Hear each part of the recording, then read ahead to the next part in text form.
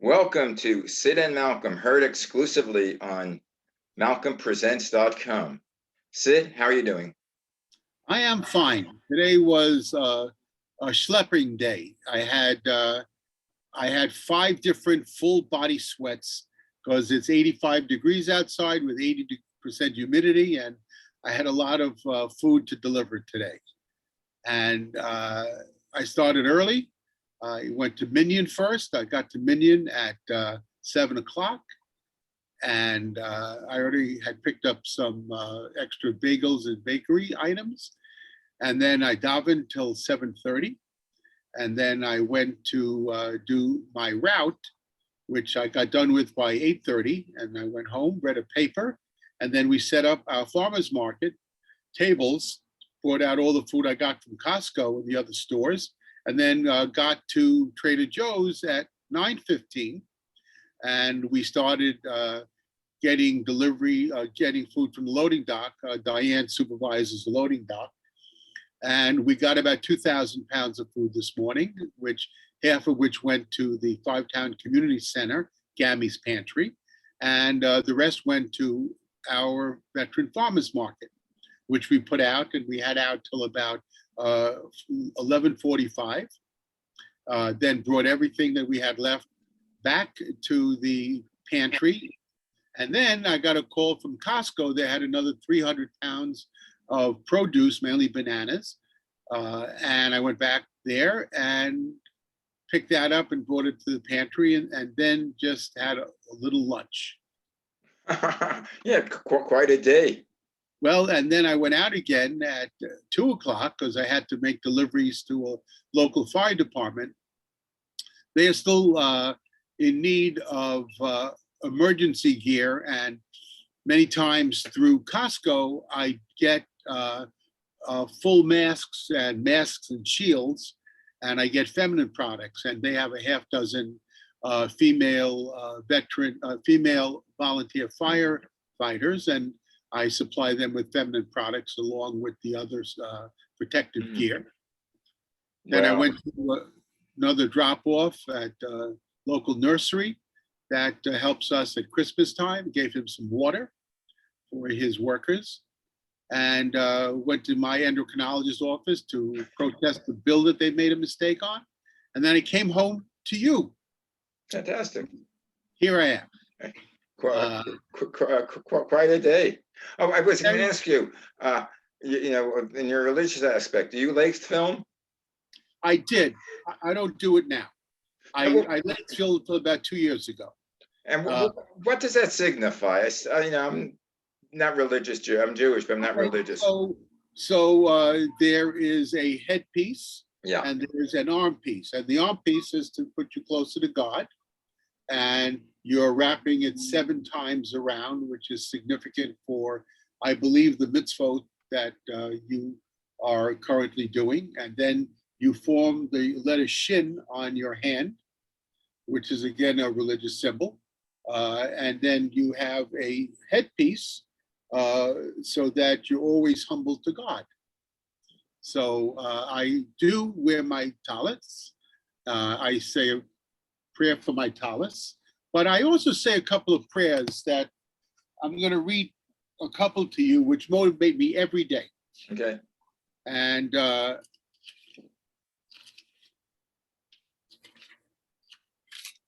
I say these because it very much sums up a lot of the things that I do. Let me read this to you. Okay. I will let you. Praised are you, Adonai, our God, and who rules the universe, fashioning the human body in wisdom, creating openings, arteries, glands, and organs, marvelous in structure, intricate in design. Should but one of them fail to function by being blocked or open, it would be impossible to survive and to serve you, God. Praise you, Adonai, the healer of all flesh, and sustaining our bodies in wondrous ways. So I'm thanking God to putting me in a position to serve him or her. Right. But the one that means most to me is from Leviticus. You shall be holy, for I, Adonai, our God, and holy You shall not insult the deaf, nor put a stumbling block before the blind. You shall not render an unjust decision. Do not be partial to the poor, nor show deference to the rich. Judge your neighbor fairly. Do not stand idly by the blood of your neighbors. You shall not hate your brother in your heart. Love your neighbors as yourself. I am Adonai. And one of the other significant ones that I read every day by the Gitton, the rabbis taught us, one supports the poor of the Gentile as one does the poor of Israel. One visits the sick of the Gentile as one does the sick of Israel. One mourns and buries the dead of the Gentile as one does the dead of Israel.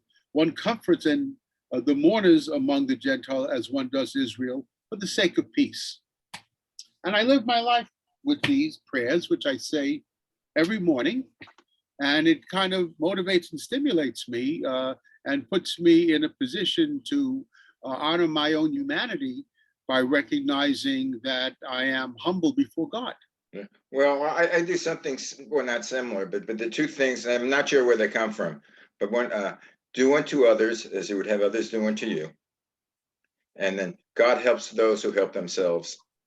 Yeah. And I started out I remember in high school and college, and I remember, the night before a midterm or a final, and you studied hard and say, God, I hope I could do it. I hope I could do it. And then I realized, not that I don't need God's help, but if I help myself, if I studied, then I could do it. I didn't need necessarily God to help me study. I needed to study, and I have it within my own power, to pass it or get good marks. And Right. of course, the other thing is doing to others, which the other, could be, any race, creed, or religion. It's Sure. doing to others, you treat them as you would like to be treated. And, Absolutely. and basically those two things I try to live by. Sometimes it's difficult. Right. I don't consider myself a religious man, but I consider myself a holy man. And I don't have, for my own choices, I don't look to do 613 mitzvot as Jews are required to do. No, I try to do the mitzvot that do the most good for others. And that's why there are times that when I was younger, I had to go to shul on Saturdays when I was in Hebrew school. But my father sadly had to work on Saturdays, and he couldn't give up the time because it was more important for him to supply for his family. Yeah. But I tend to work very well with other people that are holy. And I have relationships with many Christians that are running agencies and work with and for Rock and Wrap It Up across the United States. I don't talk religion with them, but just by my actions, they know that they relate to me on a level that they're comfortable. Religion can, in some instances, separate people. If you are very devout and you only think that your God's the great God, then you'll have a hard time with other people that feel the same way. Therefore, it's best to have a common ground, as you said, do unto others as you want done upon yourself. That's so basic to all religions. Yeah. I take it a couple of steps further because I equate it to trying to fight and end poverty. And that's a very Sisyphean task in the United States, as it is in other places. It's around the world. It's not the... But I can't conquer the world. So where I can make a difference myself, I try to. Right, yeah, you do an excellent job doing that.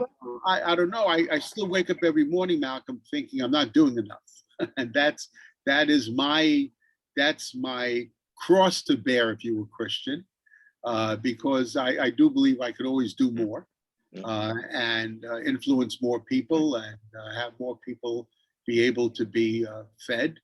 And all that comes from an inner drive that I received when I had my epiphany with my father. Right, that's what I wanted to talk to you about that, because you told me that you're in Israel. I don't know, 91 was it?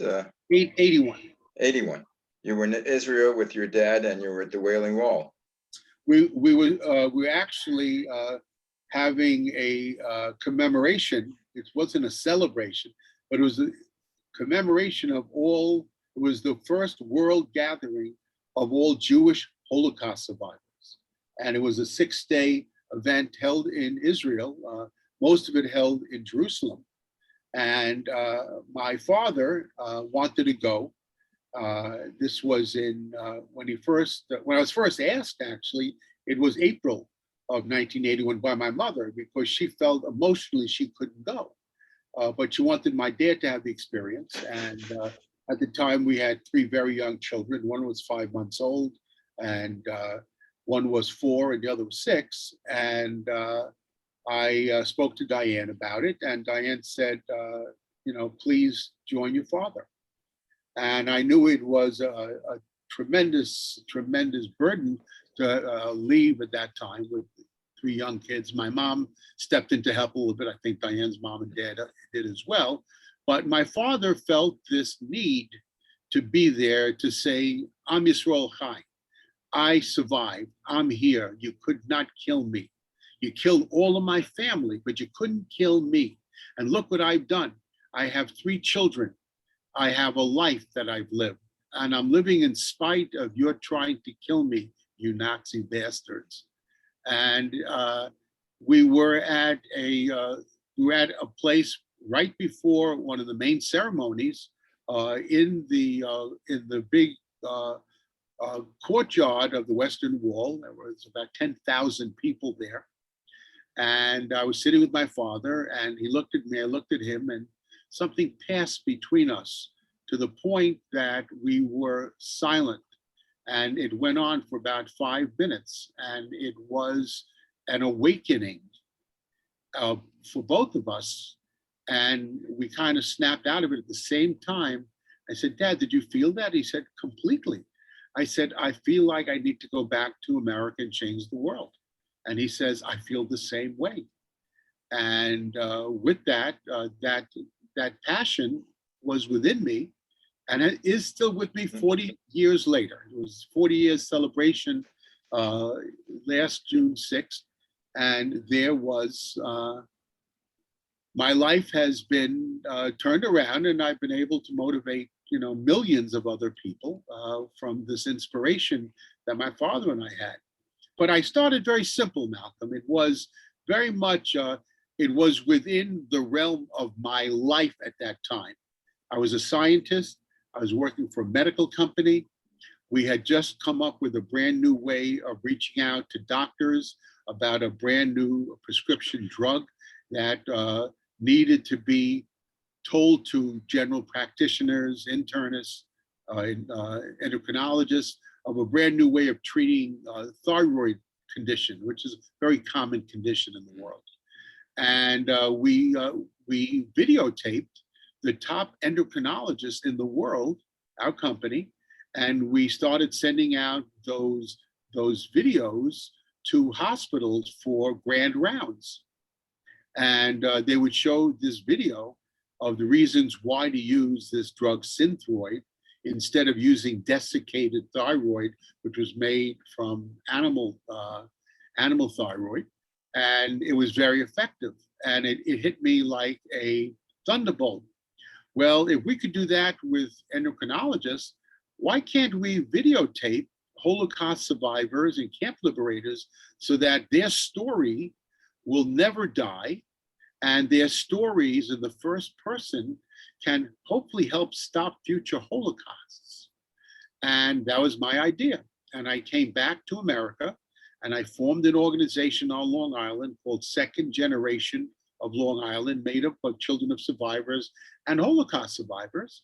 And my father was the first interview. And my father at the time was only 59. He was born in 22, and he was 59 in 1981. And his video was fantastic.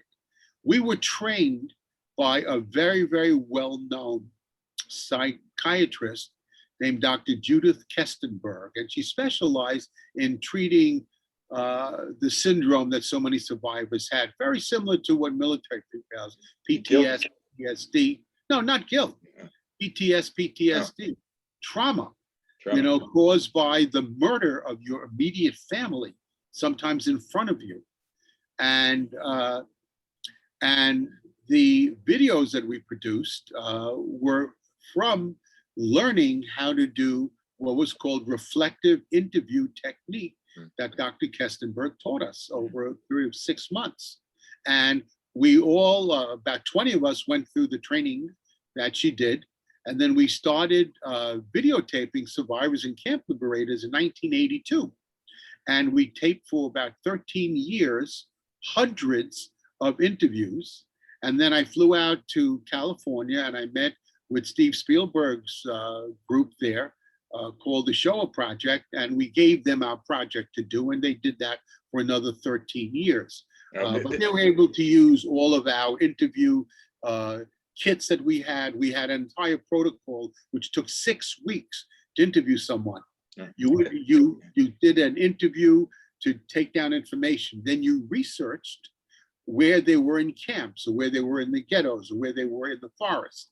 And we had a collection of Holocaust research books that we had purchased. There was something I saw, I think it was either a special or on 60 Minutes, about a project which they did interviewing the Holocaust survivors, and I think it was like in virtual reality, and basically they had the kids come in. I don't know how old, high school or elementary school, and they asked questions. It was like the people were there, and they might have been long gone, but they asked questions of the survivors, and the I don't know whether it was a tape or the virtual reality was so edited that they could answer most questions that were asked, like if they were really there. I don't know if you've ever seen that. No, I haven't, but the important thing for us was, and again, I've always been a scholar. So I began to research what would be the best places to house these interviews. And at the time, 1982, there was a center that opened up, which was at Yale University at the Sterling Library. And it was launched in November of 1982, called at that time, the Fortunoff Video Archive Collection. And I was asked to serve on their community relations committee. That was a very big honor. At the time, Elie Wiesel was one of the keynote speakers. He was a writer, had not won the Nobel Prize yet, and became a friend of mine in Israel the year before. And the other speaker was Bartlett Giamatti, who was president of Yale University. And Bartlett was there. And it was just very humbling to go to this opening there. But we began recognizing the value of these, and and I always knew that there would be a National Holocaust Museum. So whenever I did my paperwork with Yale, I had a caveat that said, if there's ever a national museum, Yale University will replicate this video and send it to the US Holocaust Museum when it opens. And sure enough, in 1988, I was invited to the groundbreaking of the US Holocaust Museum. I took one of my daughters, my daughter Emily, and the keynote speaker was President Ronald Reagan. And I was at the actual groundbreaking to it. And then in 1993, when the museum opened up, I was invited to the grand opening. And then I had a little bit of an issue. Yale did not remember signing the papers that they would replicate everything. And of course, I keep all my records. And I sent them what they signed, and then they replicated all of the tapes and sent them there. And there is a section, if you Google second generation of Long Island, US Holocaust Museum, you'll see our collection of 33 videos that were transferred from Yale there. And that was the first of my epiphany. But what wound up happening was very interesting. Uh, by 1985, I was already videotaping many camp liberators. And one of the camp liberators was a gentleman by the name of Francis Purcell, who was a liberator of Buchenwald. He also was serving as county executive for Nassau County, very powerful position. Mm. And Newsday did an article on the interview. And the next week, I get a call from Fran Purcell. Said, Syd, it's the smallest of worlds. The head of my Human Rights Commission, Commissioner Paris Swoops, is an old friend of yours. He said that he was your commander in the Air Force 10 years ago. And he was.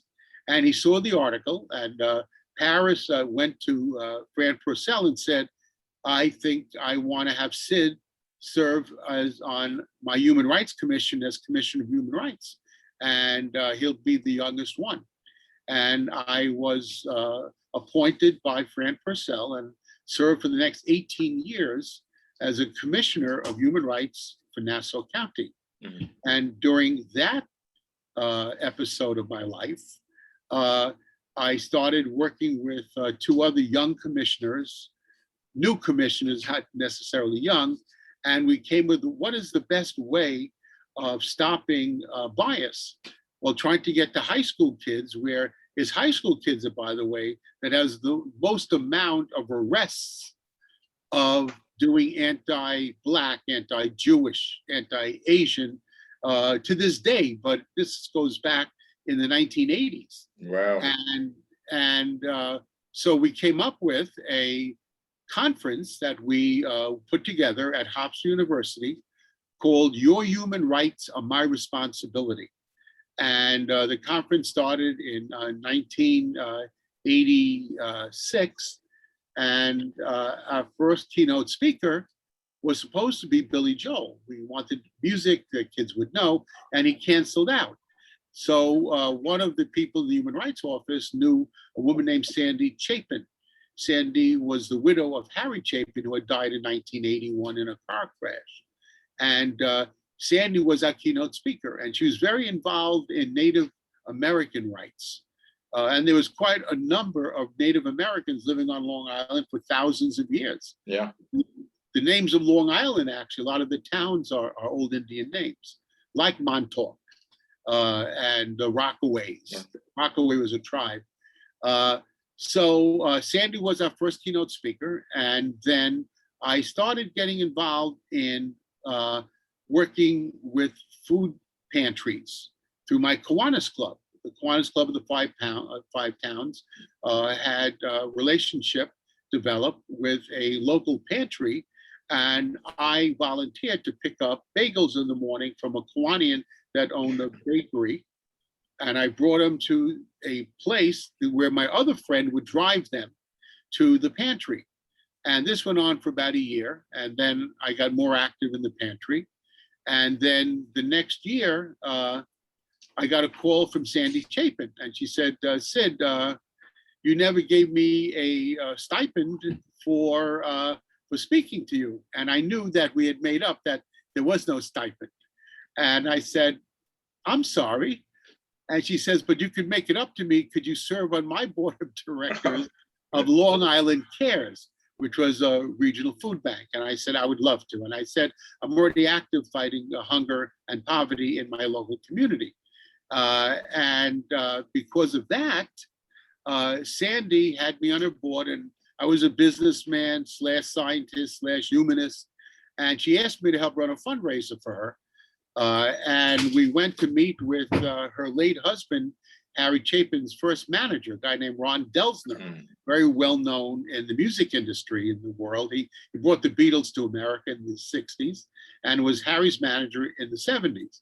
And we went to see Ron, and Ron said, Syd, I have so much food left over at one of my theaters, Jones Beach Theater. I'm throwing it away. Do you have people that you could feed with it? I said, absolutely. Yeah. Oh, you said, oh my God. And at that point, that was December 1990. And in May of 1991, Diane and I and some friends actually would go to the shows, pick up food, and go and drop it off at our pantry. And that went on for 2 or 3 years. And then I had the idea to do this nationally. And that's how Rock and Wrap It Up happened. But it never would have happened had I not had the epiphany in 1981 that got me to videotape, that got me in front of here, in front of there. And it's always like there's been a karma that has surrounded our ability to live up to the epiphany and the passion that I first felt 40 years ago. Right. Well, as a matter of fact, I know we've discussed this off camera, but I'd love with you to talk about anti-Semitism, trace it, because right now, and I think anti-Semitism is sort of you could say it again, anti-Asian, anti-Black, anti-anything. It's sort of like I think it has the same roots or the same reason people like to. Absolutely not. No, well, I think no, there's difference for each, but I think there's a group of people who have to feel superior to live. No. They have to look down. No, not at all. Anti-Semitism was a learned attribute by Christians that hated Jews for killing Jesus. They were brought up that way. They were brought up to hate Jews, and they found any reason in the world not to like them because the church told them Jews are Christ killers. They should be condemned forever, will never have salvation. They are a people that should always be oppressed. And they were taught this from 20 AD until today. Was there anti-Semitism before Christ? There was anti-Semitism, not in the word Semitism, because that would mean that anyone from the Middle East is a Semite. Right. That's Arabs. That's our cousins. No. Don't go there. That's not true. I thought that was the children of Ishmael. That's a little bit of a difference. Those are not Arabs. There were Semites that were not Jews. They were Gentiles. They were people that did not believe in the oneness of God. So there's a big difference. Again, if you go back to Muhammad, Islam is only from 700 AD. That's when Muhammad was born. So all of Islam started 700 years after the Jews were destroyed as a people and had a diaspora. So when you go to look at Islam, it is going back 5,000 years to Abraham, but not in your vision. It's going back from 700 AD. That's a completely different religion. And Ishmael was sent out with his mother, Hagar. Abraham had two wives, Hagar and Sarah. Was he married to Hagar, or was that his? Was. No. I thought that was his maid. Or married to both, but again, in those years, marriage had a different meaning. You really didn't marry people in the way that you do today because the death rate for birthing was so high that if you didn't have 2, 3, or 4 women, they would die in childbirth, or they would die very young because there's no medicine. So there's an entirely different aspect to that religion, as there is to Catholicism. Catholicism didn't start until Constantine in 350 AD, when they had a meeting of 50 different Christian groups, and they chose a half dozen of them. There were all of these different versions and miracles that went on for hundreds of years until it was codified and quantified by Constantine in 380 AD. So there was a passage on John that was much longer than the passage of John that is recorded now, or the passage of Mary Magdalene. So Christianity was a conglomerate put together by Constantine when he called together hundreds of different Christians, and they came up with one religion.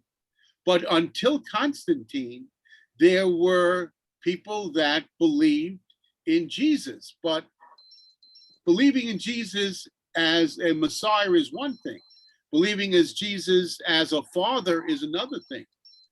As a husband is another thing. And all of this was put together in a Bible, which was put together by Constantine. Well, how about believing in Jesus as a wise man? Well, you know what? If you believe that Jesus lived, and there's still controversy on that, there were thousands of wise men that came before Jesus that claimed to be Messiah, as there were hundreds after Jesus in Europe that claimed to be the Messiah. Baal Shem Tov. People say that Rabbi Schneerson is a Messiah. Yeah, but he's never returned. I remember when he passed away in Brooklyn. But he's buried in Elmont.